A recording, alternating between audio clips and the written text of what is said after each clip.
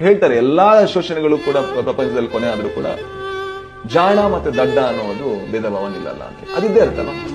ನೀವು ಜಾಣ ಅಂತ ತಕ್ಷಣ ರೆಸ್ಪೆಕ್ಟ್ ಕೊಡ್ತೀರಾ, ದಡ್ಡ ಅಂದ ತಕ್ಷಣ ನೀವು ಅವನನ್ನ ಕೀಳಾಗಿ ನೋಡ್ತೀರಾ ಅಂದ್ರೆ ಅದು ಭೇದ ಭಾವ ಹೌದಾ ಅಲ್ವಾ? ಬಟ್ ಆಕ್ಚುಲಿ ನೋಡಿದ್ರೆ ಭೇದ ಭಾವನೆ. ಹೇಗೆ ಒಬ್ಬ ಉಚ್ಚ ಜಾತಿಯವನು ನೀಚ ಜಾತಿಯವನು, ಒಂದು ಉಚ್ಚ ಜಾತಿಯನ್ನು ನೋಡಿದ ತಕ್ಷಣ ನೀವು ಮರ್ಯಾದೆ ಕೊಡ್ತೀರಾ, ನೀಚ ಜಾತಿಯನ್ನು ನೋಡಿದ ತಕ್ಷಣ ಏನೋ ಮಾಡ್ತೀರಾ ಅಂದ್ರೆ ಮನುಷ್ಯನನ್ನಾಗಿ ಸ್ವೀಕರಿಸೋದಕ್ಕೆ ನಮ್ಗೆ ಬಹಳಷ್ಟು ಅಡಚಣೆಗಳಿದೆ. ನಾನು ಯಾವತ್ತು ಏನು ಅನ್ಕೋತೀನಿ ಅಂದ್ರೆ ಯಾಕೆ ಹೀಗೆ ಒಬ್ಬ ಉಚ್ಚ ಜಾತಿಯವನು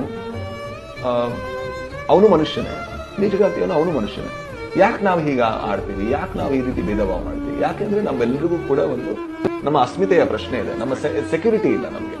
ನಾವು ಏನು ಅನ್ನೋದು ನಮ್ಮ ಜಾತಿಯಿಂದ, ದುಡ್ಡಿಂದ ಅಥವಾ ಇನ್ನೊಂದರಿಂದ ಮತ್ತೊಂದರಿಂದ ತೋರಿಸ್ಬೇಕಾದ ಒಂದು ಒಂದು ಒಂದು ದರಿದ್ರ ನಮಗಿದೆ. ಅಂದ್ರೆ ಎಲ್ಲರೂ ಆಕ್ಚುಲಿ ಬಡವರೇ. ನೋಡಿದ್ರೆ ಅವು ಶೋಷಣೆ ಮಾಡ್ತಿರೋನು ಬಡತನದಿಂದನೇ ಮಾಡ್ತಿದ್ದಾನೆ, ಒಳಗೆ ಖಾಲಿತನ ಇರೋದ್ರಿಂದ ಮಾಡ್ತಾನೆ. ತುಂಬಾ ಸಂತೃಪ್ತ